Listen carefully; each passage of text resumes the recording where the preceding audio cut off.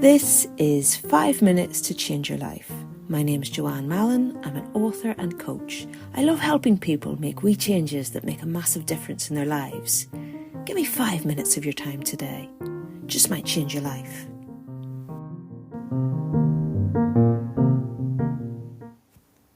Hey, what about you? Delighted to be joined today by a guest all the way from Australia.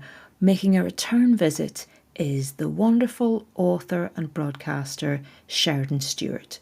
Now, Sheridan's book is called I Am Enough, the 90-day challenge to find contentment. Now, I read this book, it was quite a while ago, I think it was last year, but it really stuck with me. I still have it on the shelf and I often go back to it. And I love the words on the cover which say, I have enough, I do enough, I am enough.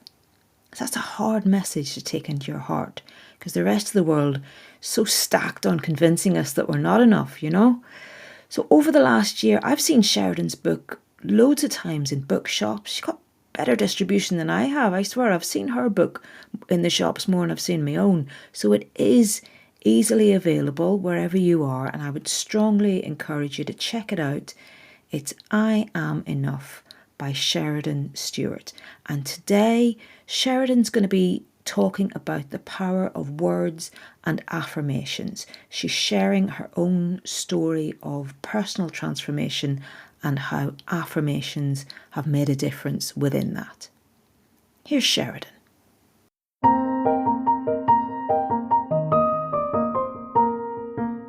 Quote, "The content of your character is your choice.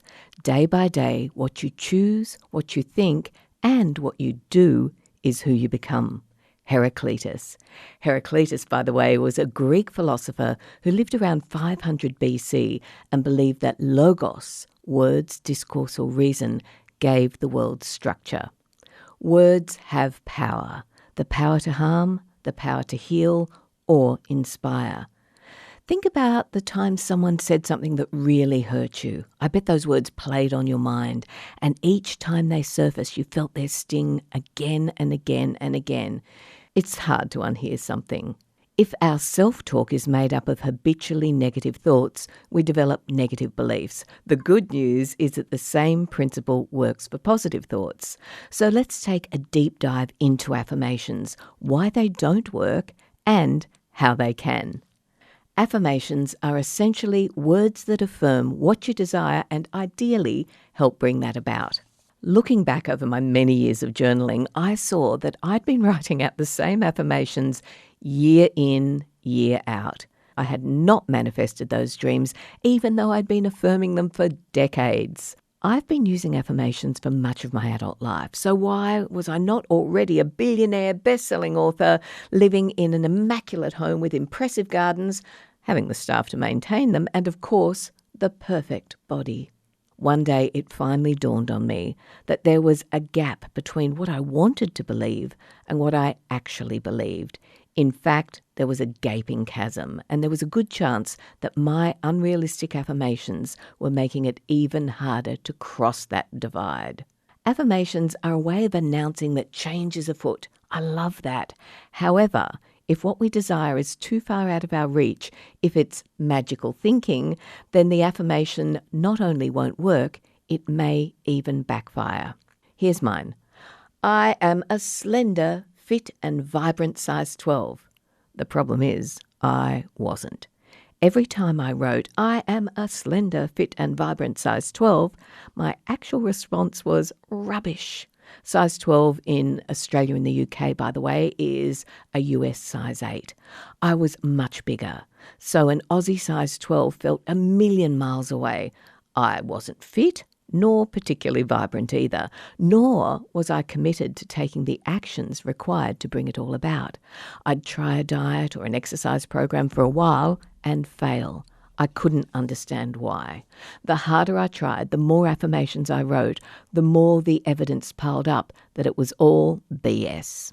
Fast forward a couple of decades, and here's what it actually took to become a slender, fit and vibrant size 12. 18 months of following a food plan, developing an understanding of food addiction, studying positive psychology and habit change, paying for professional support and guidance, changing my social life, giving up alcohol and processed foods and sugar, being accountable and accepting support, commitment to being constantly active, going to bed earlier to fit all the above in, and the willingness to accept a different lifestyle long term if I was to have any chance of staying a fit, slender, vibrant Aussie size 12. It's a lot, right? And that list is just the tip of the iceberg. We don't want to hear how hard it is, how long it takes, and, even if achieved, how easy it is to undo. However, it is possible. I did it, and affirmations were one of the tools I used. Significant change takes dreaming. It takes acceptance, willingness, surrender, action, and repetition, repetition, repetition. There's nothing wrong with my desire to become a slender, fit and vibrant Aussie size 12. It's a great goal, but it was too big a stretch to believe the I am part when I was unfit and technically obese. That term still makes me cringe. If I'd been, say, a size 14, already following a healthy food plan and having a well-established exercise habit, my affirmation may have stood a fighting chance. But the gap between where I was and where I wanted to be was too big to make it believable. By the way, current research into habit change suggests it takes a minimum of 3 to 6 months to create a new habit, and that repetition is the key to the new action becoming automatic. When it comes to changing habits of a lifetime, it should then come as no surprise that it takes a lot more than almost any program or product promises, yet we keep drinking the Kool-Aid. Affirmations are more effective when they are believable. Here's how I created a successful affirmation, and you can too. 1. I took that wish and turned it into a positive statement, being very specific and in present time. I am a slender, fit and vibrant size 12. 2. I wrote down all the different responses I had to that statement. No, I'm not. Rubbish. Maybe this time it'll work. I just need the willpower. Oh, why bother? I'll just fail. Again. I'll start on Monday. If I lose half a kilo a week, I'll be slim by Christmas. No, not this Christmas, next Christmas. Oh, it's so far away. I'm hungry. 3. I went back to my specific statement and changed the wording, considering how each version made me feel. I kept working on it until it became something I truly believed. I am becoming a slender, fit and vibrant size 12. Every day I take action towards becoming a slender, fit and vibrant size 12. I'm developing the willingness to take action each day, etc. So I kept working on it till it felt right. Here's the affirmation that actually worked for me.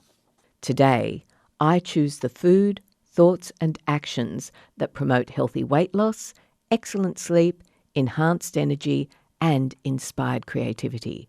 And so it is. I used that affirmation during the 18 months it took me to release the excess weight. It affirmed my willingness to take the required action in the present tense that would, over time, bring about the desired outcome. It also went beyond just how I look and expressed how I wanted to feel and be. Words are powerful. They take our thoughts out into the world. Use them wisely. Thanks for listening, and remember, you are enough.